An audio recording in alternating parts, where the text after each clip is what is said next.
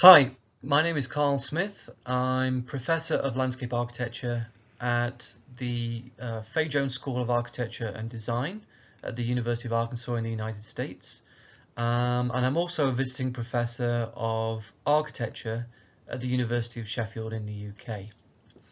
And what I'd like to do is offer some brief remarks about landscape architecture and the urban recovery. Now, post-COVID recovery will largely be an urban phenomenon, and here I'm going to take a critical look at some of the interrelated themes to be addressed by landscape architecture if it's to best contribute to urban recovery. Specifically, I'm going to talk about the need to harness and humanize landscape urbanism, the need to embrace cultural ecology, and the need to foreground green systems over sites. So although I'm going to focus my attention on the US and the UK, which are the landscape architectural cultures with which I am most familiar, it's important, of course, to acknowledge that the post-COVID recovery is a global effort addressing key existential crises and threats of our age.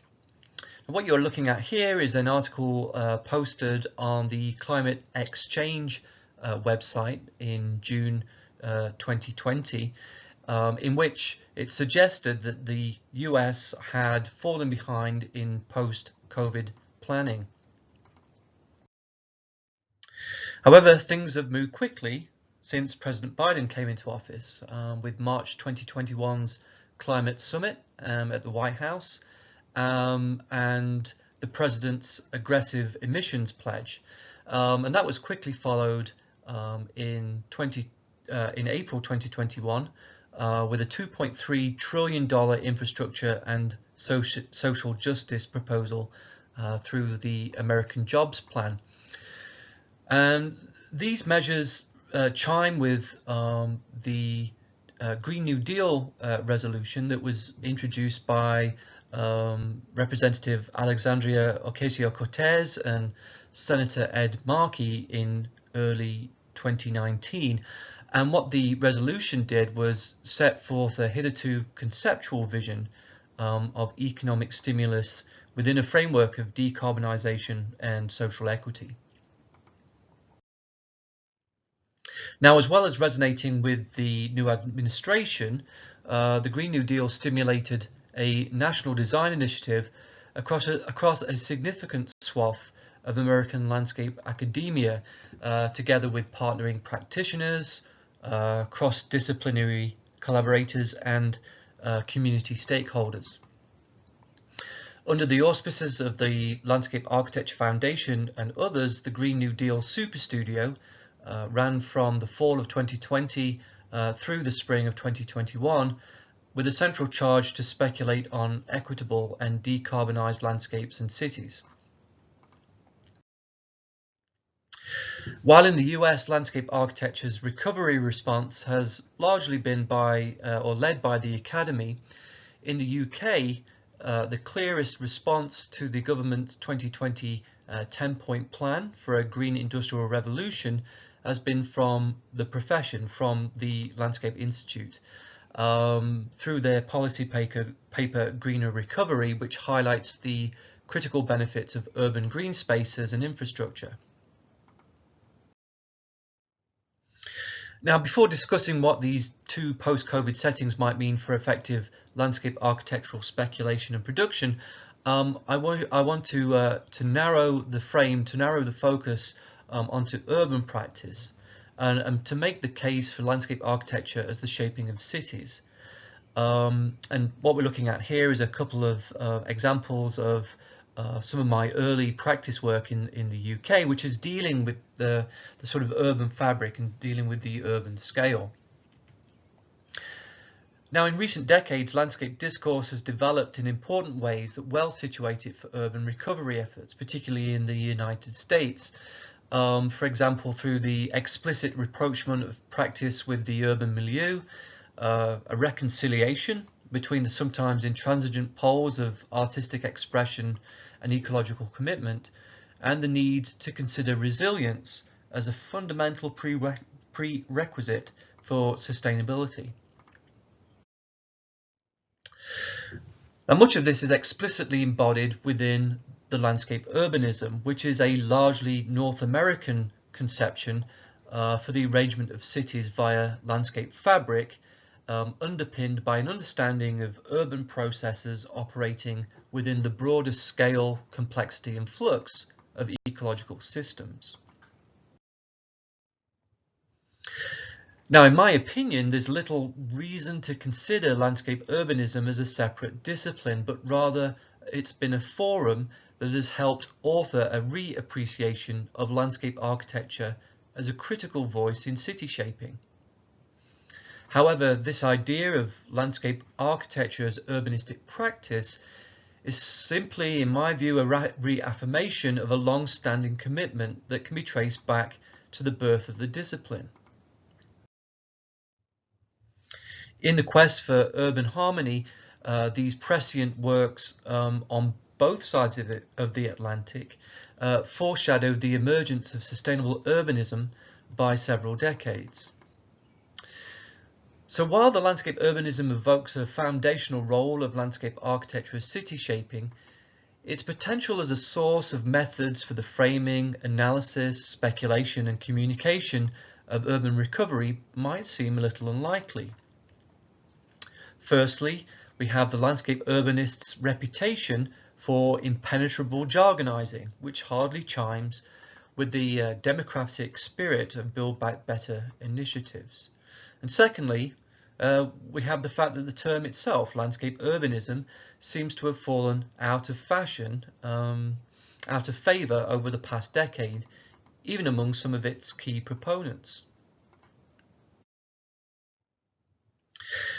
Nevertheless, whether we formulate this as landscape urbanism or ecological urbanism or any other variant, these are ideas, this is a discourse and a sensibility that has done much good work and much useful work in the conceptualization and communication of landscape complexity and the movement of matter, nutrients and energy invisibly across jurisdictional boundaries.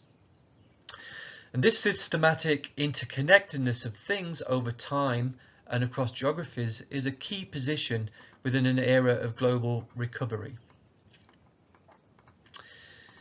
A further step might be to take these valid ideas, the valid approaches and sensibilities of landscape urbanism and apply them to post-COVID urban recovery with clear commitments to community buy-in.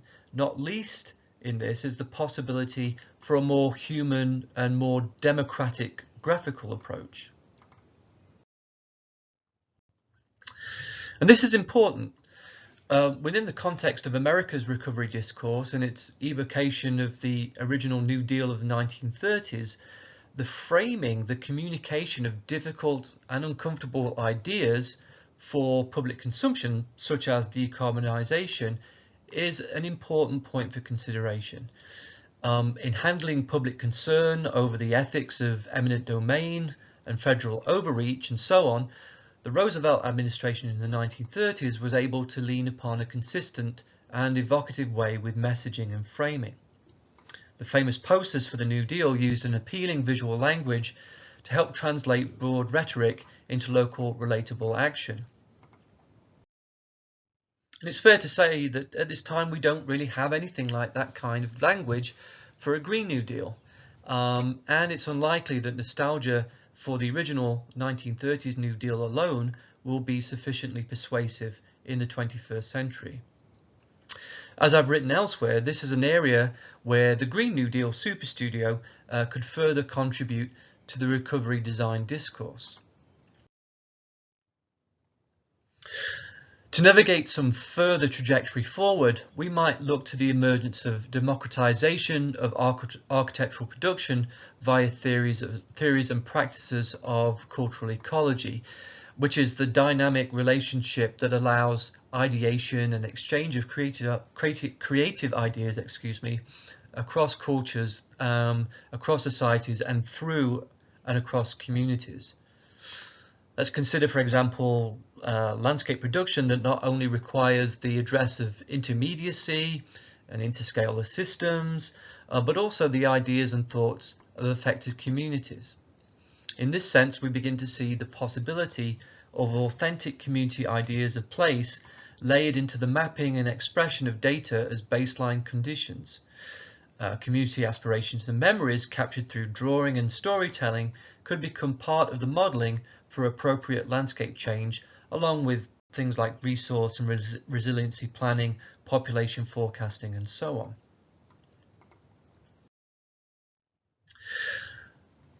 So, in short, landscape architectural practices in aid of the urban recovery might, on one hand, harness the scope and manner of landscape urbanism process, while also humanizing and democratizing the same through community engagement. Theories of cultural ecology can help improve practice, whereby, for example, ethnographic scholarship forms a symbiotic pair with public engagement through actual projects.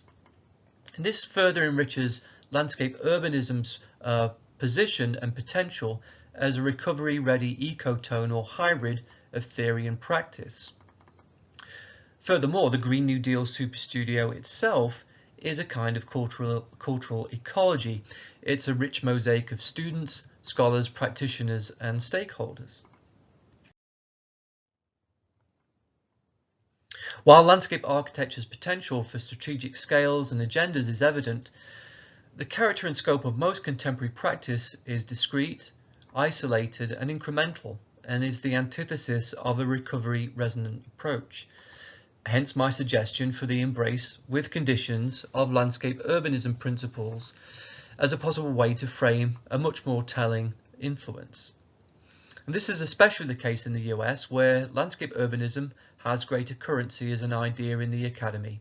It's delivered high-profile built work, and it resonates strongly with emerging recovery conversations related to collaboration across disciplines and across theory and practice. Now, as for the UK, earlier this year I wrote a piece for the Royal Geographical Society in London arguing that in the context of the UK's Green Industrial Revolution and the Landscape Institute's Greener Recovery response, we must free individual parks and urban green spaces from the burden of being seen as panaceas for the recovery agenda. Rather, see them as contributing pieces of a broader strategic system or network. Now, while the general tone of the Institute's Greener Recovery Plan is commendable, my slight unease stems from the lack of overall strategic framework that bedeviled sustainable landscape architecture efforts in past decades. Now, to that end, the LI's recommendations for planning reform, including a landscape-led approach to publicly funded infrastructure and housing, rebalance of expenditure to include revenue as well as capital investment, and steering green infrastructure towards underserved communities is welcome and speaks to the required sense of scale, time, adaptability, and equity of green recovery. On the other hand, my concerns about the presumptive sort of indiscriminate champion of certain types of design response like green roofs, green walls, sustainable drainage features and so on remains. Roughly concurrent to Green Recovery, the Landscape Institute also published a special edition of its professional journal, focusing on aspects of post-COVID recovery and climate action. Within that journal, among the featured projects by British landscape practitioners, two to me really stood out as exemplars of future recovery practice, and both personify again this idea of cultural ecology, on one hand of practice working within creative community engagement, and on the other hand practice working with academia to encourage a holistic and systematic approach to city planning and ecological conservation. So, in closing, cities will be an inevitable focus for international post-COVID recovery, and resilient and sustainable urbanism correlates well with the disciplinary scope of landscape architecture. The recovery response from the landscape architectural communities in the US and the UK have been divergent, with the Academy seeming to take a more prominent role in the US. Furthermore, recent US landscape discourse is likely to included rather stronger reaffirmations of landscape architect as urbanist through the efforts of landscape urbanism and its foregrounding of landscape material and ecological systems as organising priorities for cities. Now, both the academically led Green New Deal superstudio and landscape urbanism can be seen as examples of cultural ecology. They involve collaboration, cross-disciplinary work, and they're transformational, as opposed to the relatively transactional nature of much site-by-site landscape practice. And I would suggest that this provides American landscape architecture with a relatively strong starting point or a conversation for contributing to green recovery.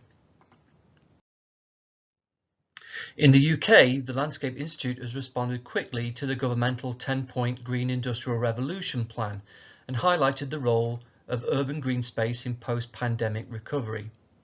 The Institute's Green Recovery Plan also rightly touches upon the need for planning reform as well as project-specific strategies, but might also be deficient as a roadmap in three important ways. First, there's little explicit advocacy for the landscape architect as urbanist and strategist. Secondly, it's sort of presumptive case for certain green project tactics that are reminiscent of previous sustainability checkbox approaches. And finally, in its failure to recognise the Landscape Academy as a key ally and resource for the green recovery. And with that, I'd like to bring this short presentation to a close and to thank you for your time and attention. Thank you.